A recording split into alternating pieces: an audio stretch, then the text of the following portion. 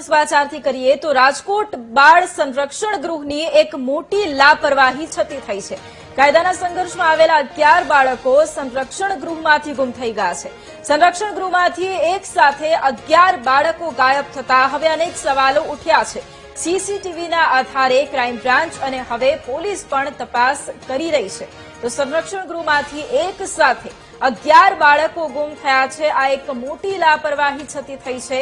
કાયદાના સંઘર્ષમાં આવેલા એ બાળકો જે હવે સંરક્ષણ ગૃહમાંથી ગુમ થઈ ગયા છે। કેવી રીતે ગુમ થયા તેના વિશે હજુ સુધી કોઈ માહિતી નથી સામે આવી, પરંતુ 11 બાળકો સંરક્ષણ ગૃહમાંથી ગુમ થતા અનેક સવાલો।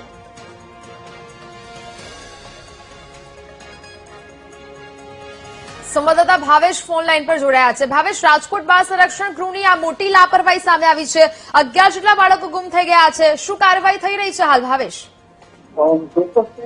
રાજકોટના જે આ બાળ સંરક્ષણ ગૃહમાંથી 11 જેટલા બાળકો છે તે અચાનક ગુમ થયા છે। કાયદાના સંઘર્ષમાં આવેલા આ 11 બાળકો ગૃહમાંથી ફરાર થયા હોવાની હાલ પ્રાથમિક વિગતો છે તે જાણવા મળી રહી છે। ઘટનાને પગલે બાળ સંરક્ષણ ગૃહમાં પોલીસના ઉચ્ચ અધિકારીઓ, ક્રાઇમ બ્રાન્ચ સહિતનો કાફલો છે તે ઘટના સ્થળે પહોંચ્યો છે। હાલ જે આ વિસ્તારમાં લગાવવામાં આવેલા સીસીટીવી ફૂટેજ છે તેની પણ તપાસ છે તે કરવામાં આવી રહી છે, પરંતુ એક સાથે 11 જેટલા બાળકો ગાયબ થવાની ઘટના સામે આવતા ખળભળાટ છે તે મચી જવા પામ્યો છે। બાળ સંરક્ષણ ગૃહ છે તે ગોંડલ રોડ ઉપર આવેલું છે અને વર્ષો જૂનું આ ગૃહ છે।